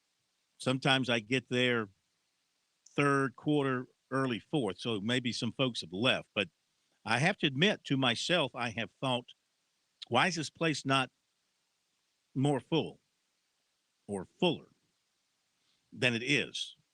Now, I do know that they are among the nation's leaders in women's attendance in what they announce. But, I mean, you're right. You're talking about a crown jewel program, and you would think it would be 15,000, 16,000 per night, especially with SEC play going on. But it hasn't been, to be quite honest with you. It hasn't been. And like I said, I've been to, and you know what? Because I get there, when they play a weeknight game, and I get there late third quarter, early fourth, I would notice if a bunch of cars were leaving, and they're not. So people aren't really leaving early. It is what it is when I get in there in terms of the attendance. And it has not been. Now, look, it's good. I mean, it's probably 7,000, 8,000 or so, maybe 9,000 in some cases. But it's not the packed house that you would think for the number one team in the country, to be quite honest with you. And I don't know why. They do have great fan connection. They do have great fan backing. Their fans are outspoken, and their fans are loud in their support, and they travel well. When the Gamecocks have a area game that they can get to, they get the buses and they travel there. That all seems well. Are they getting spoiled already with women's basketball success in Columbia? Is 18,000? Is the building too big for them? To try to get full houses in there. Those are questions that have to be asked, I guess, if you think that you can have that kind of situation where you're packing the house every night for women's basketball. Like he said, Tennessee did it when Pat Hitt Summit was there and they were winning all those championships. You would think South Carolina would come close. They're not coming close to filling the arena right now. So I don't know why. As far as Auburn, remember now, he's so wrong about Auburn. Well, I was going to say the SEC is a better league than the ACC. Don't get hung up on Duke. Don't get your Duke panties in a wad there and just think because Duke is good, the whole league is good. Or even North Carolina, which has a good record. I mean, they're still 8-4 in the league, and they've got a good overall record, but they were made to look bad the other night by Duke, which played great basketball on the road. But, I mean, the rest of the ACC is pretty average. There's some talk of the ACC, and nobody thinks North Carolina's not going to make it eventually, but there's some talk of it being a very small number for the ACC in the NCAA tournament this year, like maybe 2, maybe 3.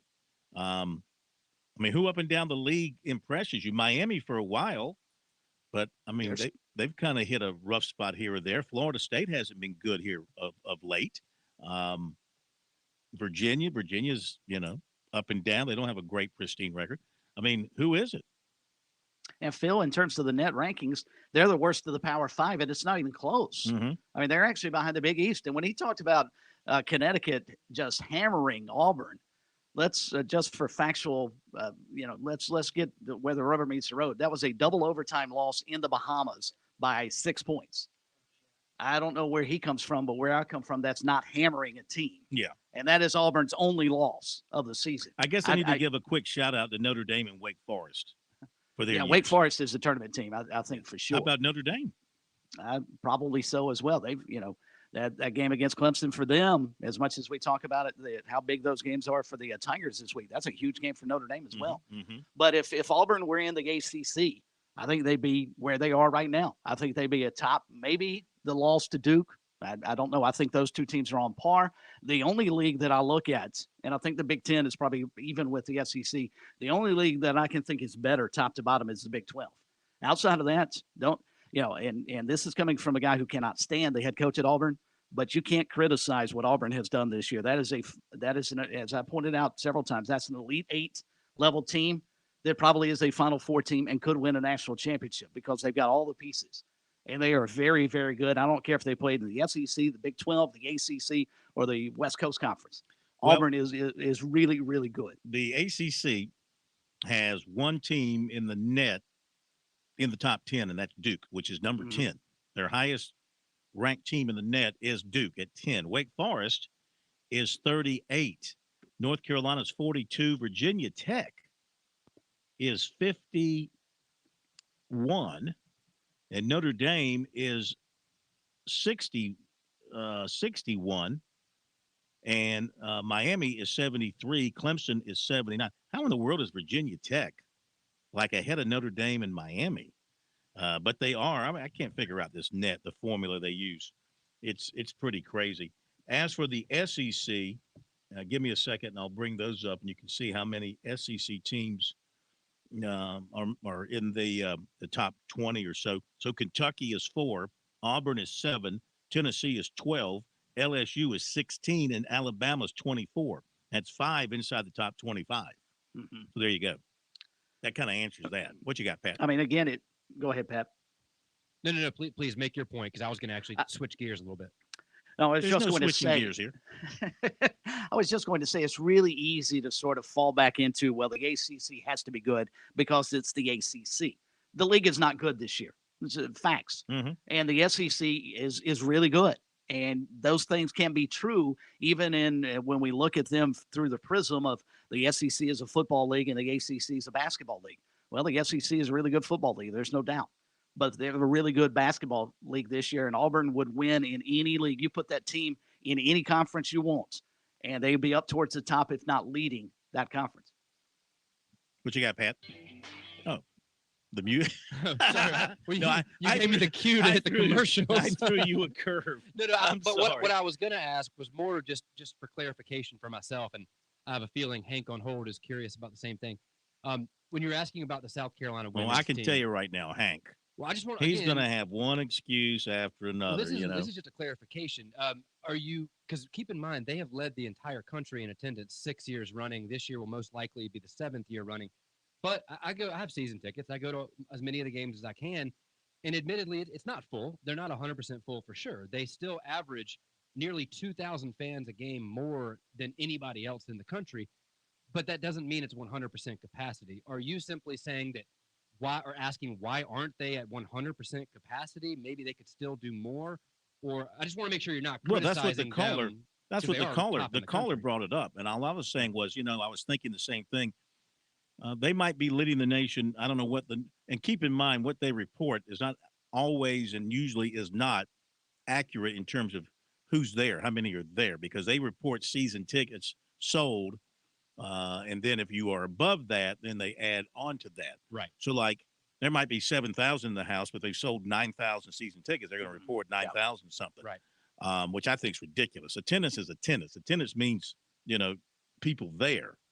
But anyway, that's how the NCAA does it across the board for their sports.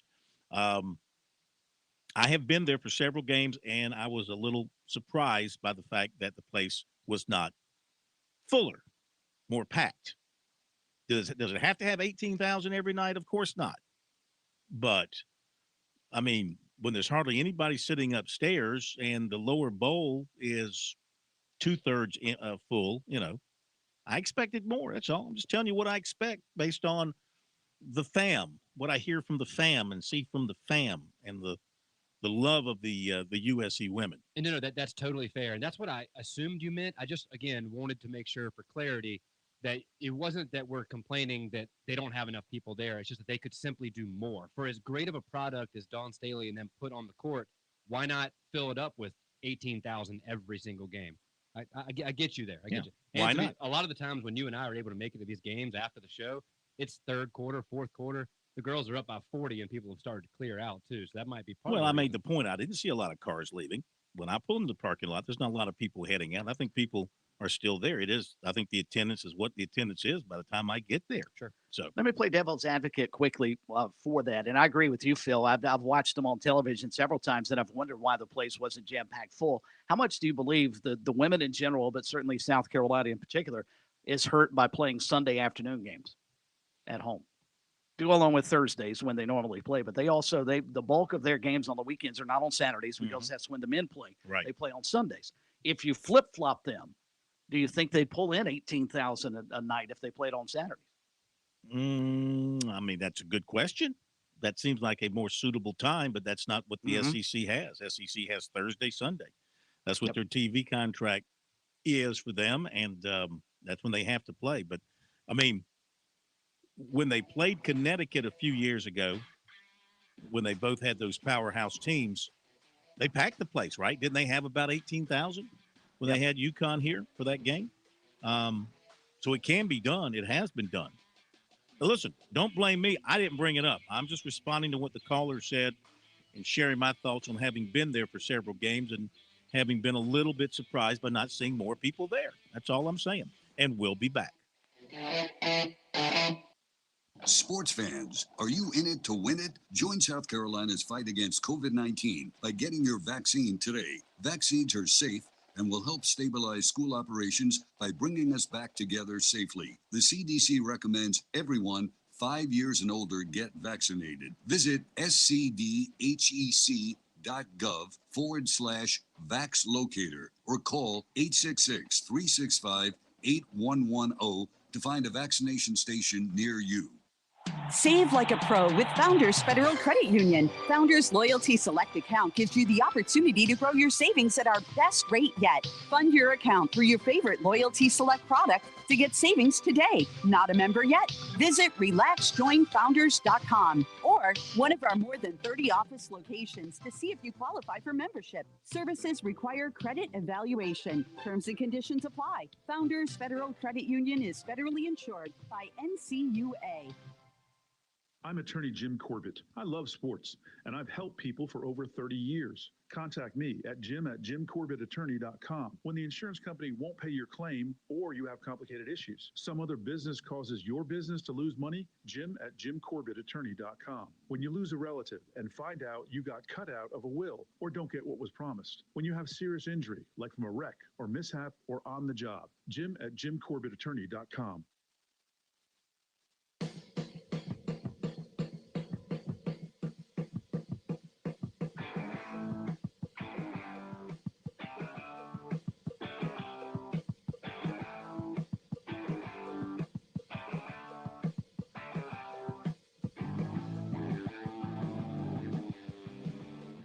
Now, just to be fair, they announced the attendance for the USC men's game Saturday against Tennessee at 12,391.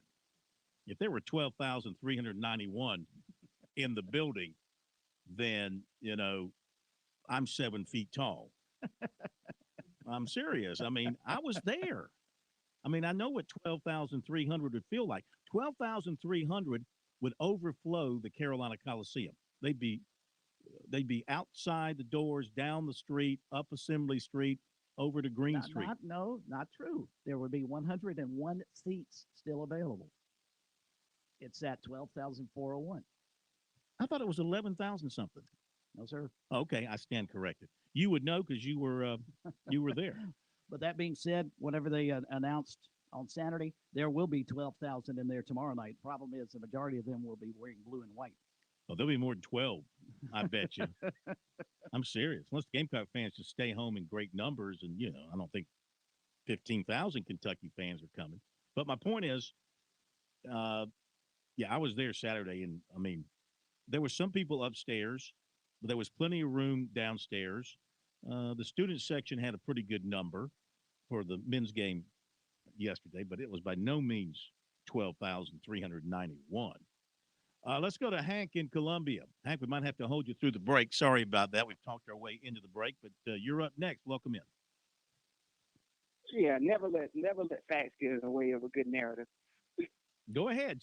You provide us with the facts. You talk about your excuses in this, but Gordon, do you know how much the lower bowl sits at CLA?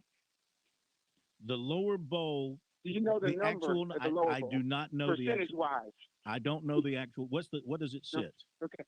I think the lower bowl, out of the 18,000 seat arena, the lower bowl holds close to 12 to 13,000. The upper bowl does not hold nearly. I mean, it's not even close.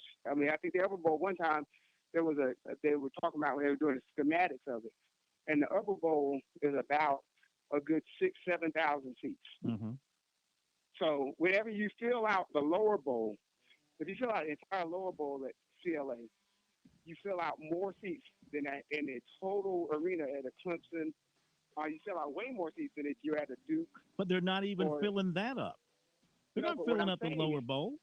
No, but what I'm saying is, Corn, when All you right, look, like if you go back to the boy game. Hang on.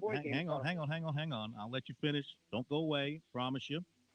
And we will get to the bottom of this and have recruiting coming up after the break.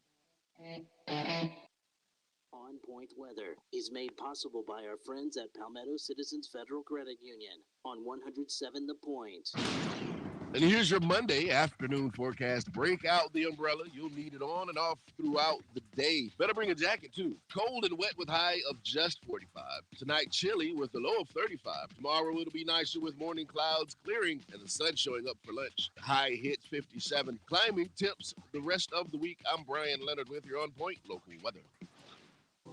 You've waited to start the big project at your home. Wait no more. All Southern Construction is the local family-owned and operated group to make your dream a reality. We do home additions, sunrooms, decks, and porches. We can also do shingle or metal roofing, and our work is guaranteed. Whether it's a repair or a brand new addition, All Southern Construction will be with you from start to finish. Online, find us at allsouthernconstruction.com or give us a call at 206-4816. That's 206-4816. With SRN News, I'm Keith Peters reporting. Two leading voices in Congress on Latin America have introduced legislation to spur closer U.S. security cooperation in the region and turn back what they see as a growing malignant influence of China and Russia. Republican Senator Marco Rubio of Florida, the ranking member of the Senate Committee on Intelligence, and Senate Foreign Relations Committee Chairman Bob Menendez introduced what they dubbed the Western Hemisphere Security Strategy Act on Monday. If approved, the bills would require the Secretaries of State and Defense to jointly submit within 180 days a strategy to enhance diplomatic engagement and security assistance in the Western Hemisphere on issues ranging from drug trafficking to transnational crime. Mixed day on Wall Street as the Dow up by a point, the Nasdaq dropped 82, the S&P lower by 16. This is SRN News. When you're a military veteran with over 40,000 organizations trying to help you, it can be hard to find the right information. That's why AARP brings together valuable resources to help you navigate your options. AARP.org/veterans. With the free veteran employment and fraud prevention resources, caregiving tools, and access to discounts, AARP, on a mission to support veterans. Visit AARP.org/veterans today. Hi, honey. Were you able to drop by Tree Pharmacy today to pick up Mom's medications? Yes, she sure is on a lot of meds. I know. That's why I go over so often to help make sure she's taking them correctly. Well, I have great news. The pharmacist at True Pharmacy said he can pre-pack her medications into individual doses. Wow. Knowing she's taking the right meds at the right time will give me great peace of mind. But how much does it cost? That's the even better part. It's free. Just another great service they offer at True Pharmacy. True Pharmacy, 2 locations, Charleston Highway in West Columbia and Devine Street downtown. Hey, it's Jay with the Melting Pot. So this is the time of year when we try to be responsible and plan out the next 12 months. I'm not good at it either, so let's work on this together.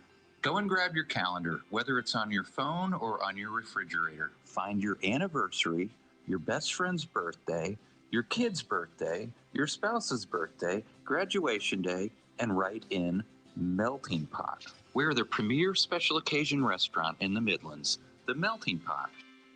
Is that crack in your windshield or your house bothering you? Have you been meaning to have it replaced but just can't find the time? Call Absolute Glass, voted Lexington's best glass shop for 12 years in a row. We repair and replace glass on all makes and models. We're the only local high-end auto glass specialist in the Midlands, and we'll come to you to make the process quick and easy. With new technologies and vehicles, we can recalibrate your vehicle back to new. Visit AbsoluteGlassInc.com to learn more about our auto, home, and business glass services. Just remember, if you can see through it, we can do it.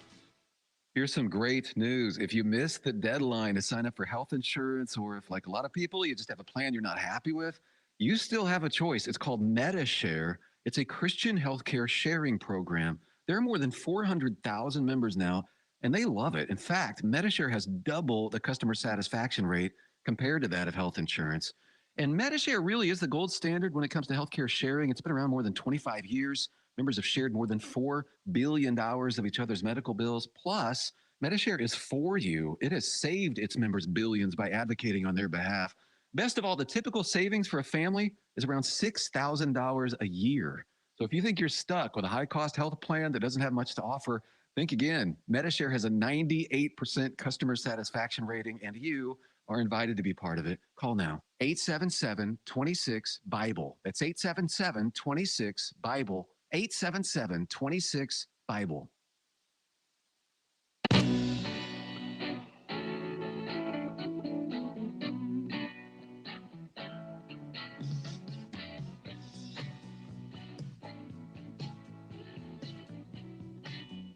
By the way, largest home crowd for the USC women, announced home crowds 14,000 for the Ole Miss game. Just thought I'd mention that, Hank. Back at you, Hank, for a couple more minutes. Go right ahead. Yeah, the thing is, Corn, that's the thing. You have one of the things that I think is very deceptive about our arenas, because I went to the men's game Saturday, and I can tell you, I can bet you right now, they keep a stat down there for scan tickets. And I can tell you, at that men's game Saturday, there were over 10,000 scan tickets. I'll bet you another lunch that you'll lose that it was that. Because one of the things with our arena is so cavernous that when people get spread out and around, you get a good bit of people in there, and you get people upstairs, it's hard. You can see blotches down low where you don't have anybody. And then you'll see blotches upstairs where you see groups of people up there. Mm-hmm. And it's hard to gauge how many people are in that arena. I know a guy that works that does the scans. So I can tell you, at that men's game Saturday, they scanned well over 10,000 tickets. You asked him that question. It was just. So you walked up to your buddy and said, "By the way, how many did y'all scan today?" Is that a question that like you normally ask him? All you have to do is check a guy. There's a guy that works the CLA.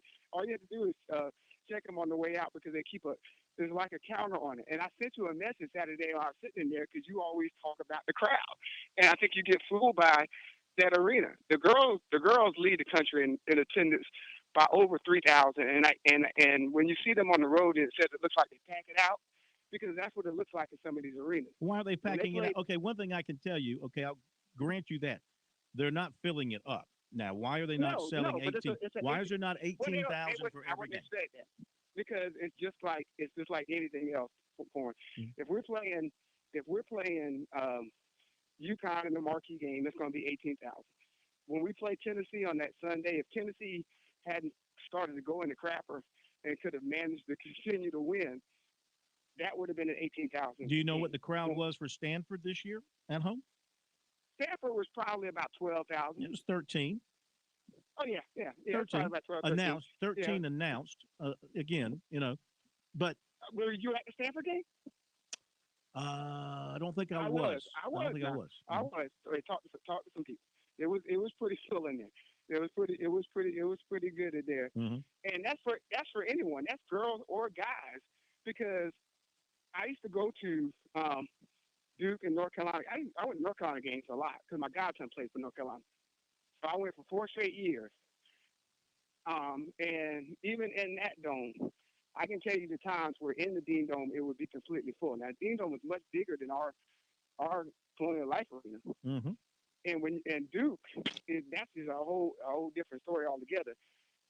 It's kind of like when the girls went to play NC State. That place looked completely packed, right? On TV, the first game, the opening game. When they played at Reynolds Coliseum. Yeah, it sat 5,000 people. Yeah. I mean, they took the old Reynolds Coliseum at NC State and converted it for the women, right? Yeah, and they brought it. The total attendance you can get in there is 5,000 people, of which toward the end of the game when Carolina was clearly getting ready to put them away, you could hear the Gamecock thing over the people that were in there, even though it was packed. Mhm. So I'm just saying, sometimes in our arena, it's hard for you to tell real numbers because it is so big. And if you go back to when the girls were packed, when it looked packed was when the whole lower bowl. There used to be big parts of the lower bowl that used to be general admission. So therefore, general admission people would come in. They sat in those, and then everybody else that bought their season tickets would sit in, and everybody was down in the lower bowl. Mhm. And this is probably what they introduced for the men. But now the whole entire lower bowl is bought out for season tickets. And if they pay a little rights fee for it, that any general admission is up top. So you get people in sponsors over there. There was something they started doing a couple of years ago with the guys when the attendance was so bad was after the first 10 minutes, they would invite all the people in the the upper bowl, to come down to the lower bowl. And you got a better atmosphere sometimes, guys, and because once you filled in a lot of those spots that you see. I would do that. And we got to go. Thank you very much for the call, Hank. Always great hearing from you. And I mean, they still aren't packing the place, Chris. That's one thing I can tell you, 100%. I don't know how many are in there totally, but it's not a full house. Well, Carolina admits that in their stats. You can go through and look at every game, the announced crowd in there, and that's the whole point of this. It's not whether or not it looks packed. It's the fact that it's not packed, and the question is why. Or should it be packed? Should it be packed? Or is it maxed out? I mean, have they hit the ceiling? It's a great question. Have they hit the ceiling in terms of in the seats fans' interest for women's basketball? Does it max out at 13, 14? Look, I think the men right now would die. And he said they had 12,000 something there Saturday. I'm telling you, I was there too. I think I have a pretty good gauge on what a crowd looks like in that arena. And again, if there were 12,000 people, actual people there, then I'm 7 feet tall. And I'm playing for the Celtics. It goes back to my other question. Even if let's flip flop roles for a moment. Let's assume the men were the number one team in the country right now and played a Wednesday night game against whomever. It'd be packed. Would they get 18? You think they'd get 18,000? It would be packed. If they were the number one team in the country. Yep. If they were the number one team in the country and they were playing at their SEC schedule on a Wednesday night at 7 o'clock, I would think it would be packed. Go back. Now, here's a good question, and you can look at it while I do recruiting if you got time. Go back and look at some of the announced attendances for their games when they went to the Final Four, especially, let's say, the latter part of February when things were – or when they were going really, really well and beating everybody. Take a look and see what kind of attendance they had then. And I'll do recruiting, and then we can talk about that and take some more phone calls. Time for recruiting brought to you by Seawells. We hope that you'll be in attendance. I can tell you they have a packed house at Seawells for their daily luncheon buffet, at least when I'm there. Almost all the seats are taken. Lower bowl, upper bowl. You can get a lower bowl of food, and you can get an upper bowl of food. And it'll be packed for you. It's the daily luncheon buffet at Seawells every day, 11 till 2. It's a terrific price of only $12, and the food is terrific. And of course, the very best in the catering business as well. That comes from the Seawells family and their staff, too. Their phone number is 803 771 7385, online at SeawellsCateringSC.com. So, in recruiting, Big Target has decided when he's going to announce Clemson target. Offensive tackle Luke Montgomery of Findlay, Ohio, has set February 17th. That's 10 days from today for his commitment date. He's had a final 6 of Clemson, Penn State, Notre Dame, Michigan, Oklahoma, and Ohio State. Who else came from Findlay, Ohio? Oh, come on. You're in the sports business, people. Joe Burrow. I don't know. Ah, that's right. I think. See, now you make us look bad. Look it up. Look it up. You can look it up, but I think he came from Findlay, Ohio, which is near Toledo, I am told. Clemson quarterback target Christopher Vazina was offered by Pitt. This is the one, of course, that Clemson is really going after since they're not going after Arch Manning anymore. I wonder what happened with Clemson and Arch Manning. What was it that Arch Manning did not see at Clemson that he is seeing at the other places? Was it an SEC thing for him? He couldn't put the Manning family in the ACC? I bet you that's part of it. I bet you when they sat around discussing the schools, they're like, no Manning's going to play in the ACC. Huh? You think? I mean, all three of them. All four of them were SEC players, right? Dad and 3 sons all played in the SEC. USC offered defensive tackle to Marion Parker, 6'4", 255, Phoenix City, Alabama. 2024 receiver Mazio Bennett of Greenville plans to visit Clemson March 12th. USC offered linebacker Cameron Linhart, 6'3", 240, Staten Island, and IMG Academy in Florida. Hilton Head running back Chase McCracken accepted a PWO offer from USC. USC and Clemson target 2024 defensive tackle Heaven Brown Schuler was offered by Ole Miss. Former USC linebacker Kobe Fields signed with LSU. Presbyterian signed long snapper Zachary Champagne of Oceanside Collegiate. Former Goose Creek quarterback Manny Mukwamu, brother of Israel, of Hutchinson Junior College in Kansas, committed to Livingston. 6'9" G.G. Jackson of Ridgeview was at North Carolina Saturday. USC recently offered safety Caleb Woodson, 6'3", 200, from Haymarket, Virginia. It's up in the northern part of Virginia. Goes to Battleground High School. All state, all region, all district. Pete Limbo, the USC recruiter, saw him in January and got in touch with Torian Gray, and then the two of them got in touch with him and made the offer last week. They like him as a hybrid linebacker safety, somebody who could play in that 4-2-5 defense that the Gamecocks run. USC's his first major offer from the Deep South, his first from the SEC, so he was excited about that. He also has Virginia Tech, Virginia, West Virginia, and Old Dominion. In January, he visited those schools and Penn State. He's planning to visit USC March 19th for spring practice. He will not rush his decision unless something just overwhelms him and he decides to go ahead and go for it. Otherwise, he'll wait till the season or after. And he says important for him is a good rapport with the coaches. The coaches are friendly. They support and care about you. Also, the strength staff is very important to him in helping develop for the next level. There you go with the recruiting report brought to you by Seawells. Joe Burrow was actually born, believe it or not, in Ames, Iowa. But I'm right about Findlay, right?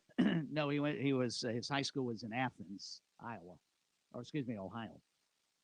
Now, I don't know how close Athens is to Findlay. Well, that's where the University of Ohio is Athens. Right, they moved there because his dad got a job coaching with. There you go. With with Ohio. But he's from Findlay. No. He was born in Ames, Iowa. Then his family moved to Fargo, North Dakota, where his dad was a coach. Then they moved back to Ohio, where his dad got a job. But he drove through Findlay. He drove through Findlay, Ohio, I'm sure, several times. Somebody famous is from Findlay. Oh, no. I'm totally wrong. I apologize. That's mistake number what tonight? I think that's number 1. Ben Roethlisberger is from Findlay, Ohio. Now look that up and tell me I'm wrong. I know I'm right on that. That's who it is. Ben Roethlisberger is from Findlay, Ohio. Look And that you one. were right, and you were right on your speculation with regards to if South Carolina had the number one ranked team in men's basketball, would they fill the place? I looked through back in the 2017 season when they went to the Final Four. They had 4 home games in February. Georgia, they had a full house, 18,000. Then they took on Alabama on a Tuesday and got over 14,000 in there. And the last 2 home games were against both Tennessee and Mississippi State. Each of those had over 15,000 in the building. Yeah. So I think they would sell it out. You know, I don't think you're wrong at all. Yeah. I think you're probably right there. we didn't start the conversation. We're just adding to it. Caller brought it up, so don't say we're picking on anybody. I know how sensitive some of you people are. We're going to hit a break on Sports Talk. We'll come back with more of your phone calls. 888-898-2525 is the number. We are the sports influencer of South Carolina. Sports Talk. Be right back.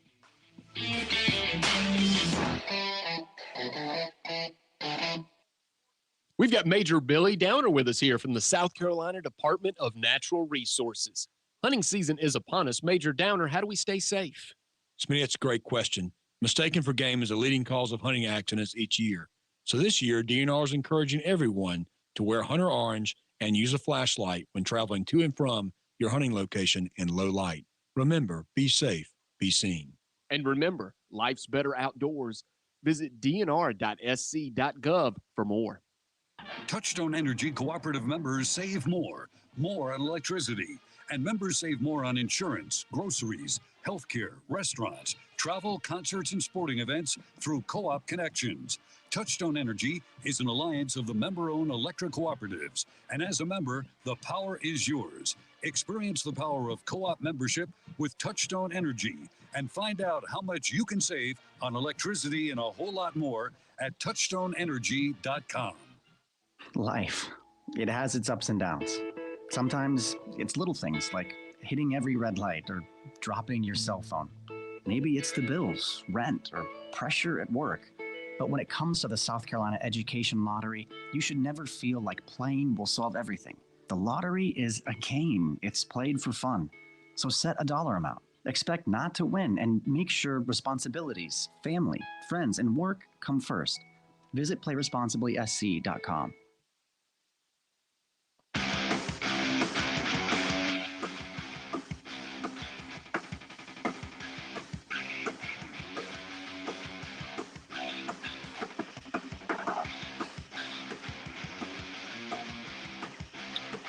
All right, update basketball here real quick. We've got a upset brewing. Well, a couple. East Tennessee State is taking it to Furman, 43-30, halftime. Duke is trailing at home to Virginia, 34-29. They're looking ahead to Largest that. halftime deficit of the season, Well, if you can believe that for the Blue Devils. It's Down understandable. They're looking ahead to the Clemson game. You know, in between North Carolina and Clemson, you're going to lose your focus. Presbyterian leading Hampton 40-36. Virginia Tech mopping up Pittsburgh 35-17. And Charleston Southern taking it to Toccoa Falls 49-30.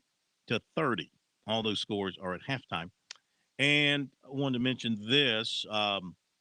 The AT&T Pebble Beach Pro-Am, our top in-state performer, Jonathan Bird. Where'd you come from, JB? 13 under par for him. So he has a good tournament. Doc Redmond finishes at 7 under. Bill Haas at 4. Matthew Neesmith at 4. Trahan at 4. Scott Brown at -1. Kisner. Okay, and all these guys didn't make the cut. I'm sorry. Bill Haas didn't make the cut, but he still finished at 4 under without making the cut. Tommy Gainey got 3 rounds in, finished at +10. And Lucas Glover +4. And Kyle Stanley +4. Did you see the shot that Jordan Spieth took? I think it was on number 8, where the ball rolled to the edge of a cliff. I mean, to the edge of a cliff. And CBS has got an overhead shot. And I mean, if he slips and falls forward, he's dead. He's going over the cliff. And I mean, he considered not hitting it, taking a drop in the penalty, but he went up there and he hit it. And then he immediately ran back. It's like somebody was like a snake jumped at him. You know, he just ran. But I mean, do you know the nerves it took to walk to the edge? Just like walking to the edge of the Grand Canyon and it was sloping down. He said afterwards it wasn't like it was flat or he had an uphill thing to kind of give him some stability. It was sort of a downhill slope, and he had to hit the ball. He had to get his weight on his front leg, which meant when you're swinging, weight on front leg, momentum's going to take you forward, which means you're going to go over the cliff. I would have taken a drop. I don't know what's more impressive about that shot. First, the bravery it took for him to swing the sticks, as you pointed out, dangling on a cliff, or the fact that he just knocked it over the back half of the green. He did. he clobbered it, but Mike, it reminds me of like when you play a Hilton Head course, like you play Harbortown, and you hit a ball near one of the bodies of water, and you're close to it, and you're constantly looking to see if an alligator's coming at you from the water. I've done that, because most of my shots at Harbortown end up in the woods or, by a body of water. So I'm always looking. He ended up finishing second, by the way, Spieth. So for him, it was worth it to try to win the tournament. Tom Hoagie won it at 19 under, and Spieth finished at 17 under. Just thought I'd mention that. All right, back to the phones. 888-898-2525 is the number. We go to Nick in Greenville. Hello, Nick. Good to have you with us. Hey, Phil. How you doing? Terrific. How are you, sir? Well, I had my train of thought, but y'all been all over the damn place. I can't remember what what I need to talk about. You gone from golf. Couple things. Yeah, I played Pebble. I did par that hole. No, you did not. Did you hit it near the cliff? No, I was back, but I hate to say it. I think I hit a damn 3-wood on the green on my second shot. So hey, man, don't apologize for that. Do not apologize. I was lucky to play Pebble 3 or 4 times and Spyglass, Spanish Bay. But my question, I'm a legacy Gamecock person. I'm 70 years old. I was in Carolina from 69 to 73. Scrimmaged. I used to go down to the damn ROTC gym and we played basketball against Ribach and Riker and Roche. And, my whole point is the game has changed. The big man is almost out of the game. It's the 3-point guy. And I don't see we've had that in the last few years. I mean, I love Frank Martin. I love that run and his defensive play is great, but I can't say that that's the way the game is going. And as far as football, I go back to when Dietzel was there, the Chinese Bandits. And my whole point about attendance is there's enough students there to fill up anything. If if you market it right, football wasn't great. We went to all the football games under Paul Dietzel. I mean, Jeff Grant, all the great legends. I've been playing golf tournaments with all of them. George Rogers. So my whole point is, as far as the basketball, the ladies basketball, or the new Tennessee, and I feel like I'm kind of rambling, not letting you talk. No, you're good. You're good. No, you're good. So anyway, I go back, and my granddaddy went to Carolina. My aunts and uncles, my mother from the turn of the century, my daughters. Look, we support the program. We just want to see improvement. The best thing that ever happened, I think, was Shane Beamer doing a change in the bowl game. That Joyner, we were on a downward spiral, and somebody had the wisdom to say, let's change things around and surprise North Carolina. That's all we're asking. But we'll always support Carolina. We'll support you. I've been listening to you for God knows how damn long. But I'll shut up. But I just want to say that, the games have changed some.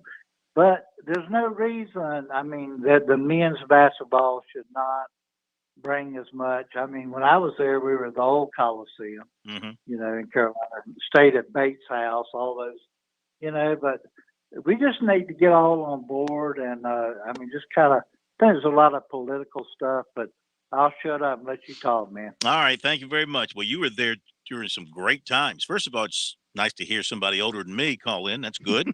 Appreciate that. But, man, you How had do you to scrimmage enjoy against that. those guys? Really? You better be able to block out if you're going up against Reebok and Riker and all those guys that Frank McGuire had on his team. And those guys didn't like to lose at anything, whether it was intramural or whatever, the stories I've heard. But, yeah, those had to be some fun times if you were a student at South Carolina, because not only were those guys, of course, great basketball players and did it on the court, but they had a charisma about them. I mean, they owned the city. Mm-hmm. I'm sure they couldn't pay for a meal anywhere. Imagine their NIL value. What would John Roach's NIL value be today? It'd be off the doggone charts. And all those guys, they were like to Gamecock fans, they were like the Beatles in that they were a group of guys who came together and did something that had never been done before. And we all know that era led to the proliferation of basketball in South Carolina. South Carolina building the Carolina Coliseum led to Clemson building Littlejohn, and the basketball goals being erected all around the state of South Carolina. All of a sudden, kids were wearing sweatbands and crossing themselves at the foul line, all because that's what the Gamecocks did. And that was it was a short period of time. People like to talk about it maybe being an extended period. It was not. It was really starting at about 68. Things started to happen, and then 69, 70, 71, and you still had a little bit in 72 and 73, and then that was pretty much it. Then they hit the dry land. So, but Phil, he's so right. Nick is about the way the basketball, the game has changed in terms of the way it's played. I'm not sure there has been a greater influencer, if you will, in terms of rule changes in all of sports than the 3-point shot. That's a good point. That's a good point. You know who leads the country in 3-point shooting? I'd say Furman's in the mix. They lead the country. For those of you holding, we couldn't get to you. We're back at it tomorrow night. Thank you, Chris. Thank you, Pat. See you tomorrow night. Big basketball night in the state. We'll see you then.